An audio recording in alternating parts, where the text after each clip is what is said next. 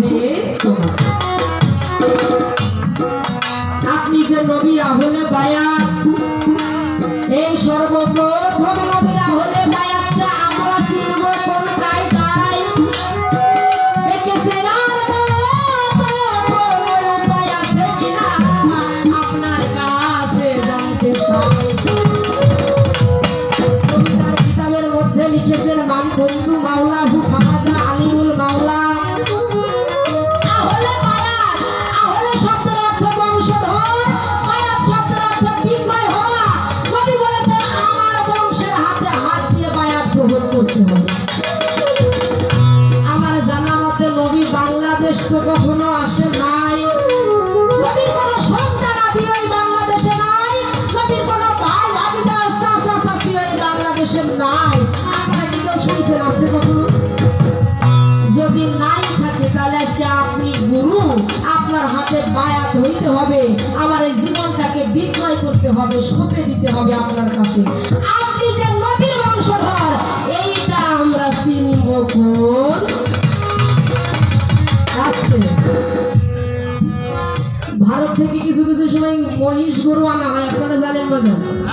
হ্যাঁ, ওই ভারত থেকে যখন এই মহিষ গরু আনা হয়, একটু চিহ্ন রাখার জন্য আমি শুনেছি এদের পিঠের নিচে নাকি একটা সিলভার থাকে না, আস্তে আস্তে বাজাবেন সিলভার থাকে না।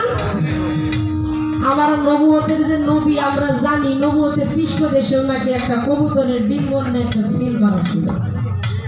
আজকে আপনি যে বেলায়েতের গুরু, আপনি যে নবীর বংশধর, এইরকম কোন চিহ্ন আপনার মধ্যে আছে কিনা আপনি একটু সুন্দর করে জানাইবেন। আসতে বলেছেন নবী মরিদ কোন কালেমায় কোন পেয়ালা শিষ্যরে দেয়, কিবা তবজাব করলে দেয় সেলারে। যদি একই কালেমা হয়ে বায়াত হইতাম আমি আহলে বায়াত, দ্বিধাদ্বন্দ্ব আমার থাকতো না। শুনতে পাই আমরা আহলে হাদিস, তারাবির নামাজ কেউ কেউ দেখবেন 20 রাকাত পড়েন, কেউ কেউ 8 রাকাত পড়ে না বাবা। যারা আহলে হাদিস তারা কিন্তু 8 রাকাত পড়ে, যারা হানাফি তারা পড়ে 20 রাকাত। তাহলে এখানে কতগুলো ভাগ? এর মধ্যে আবার কেউ করে 8 রশিদে যাই, কেউ সরমনা, কেউ আবার শরীয়ত, কেউ মারফত, কেউ হাকিকত, কেউ তরিকত, কেউ বলে ওই দরবারে মুরিদ হওয়া যাবে না, কেউ ওই দরবারে মুরিদ হওয়া যাবে না।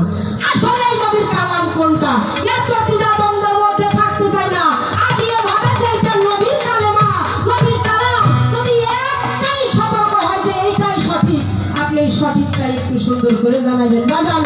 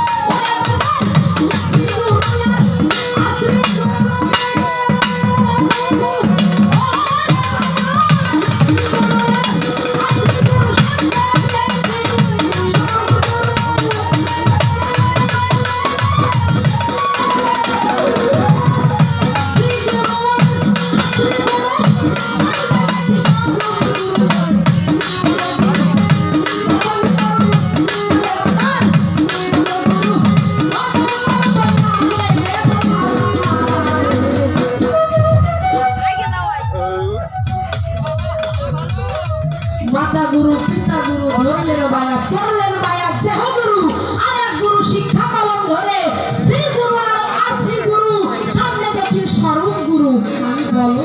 ভজন করব। কথা আমি খুব ছোট করে বলবো। এতগুলো গুরু আমরা দেখতে পাই।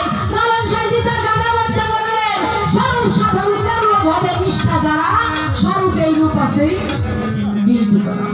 তাহলে নিশ্চয়ই একটা স্বরূপ গুরু আছে। এত গুরুগুলোর মধ্যে আমি এই স্বরূপ গুরুটাকে চিনব কোন কায়দায় একটু সুন্দর করে জানাবেন গান।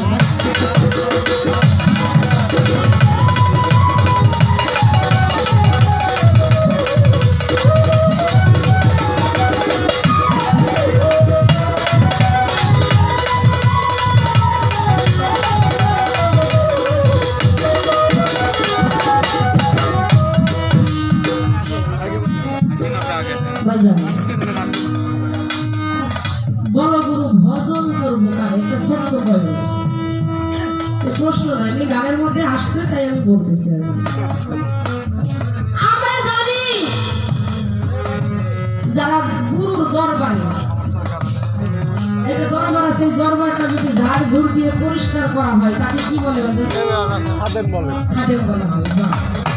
যদি গুরুর হাত পাটা টিপে দেওয়া হয় তাহলে এই গুরুকে কি বলা হয়? কি করে? সেবক।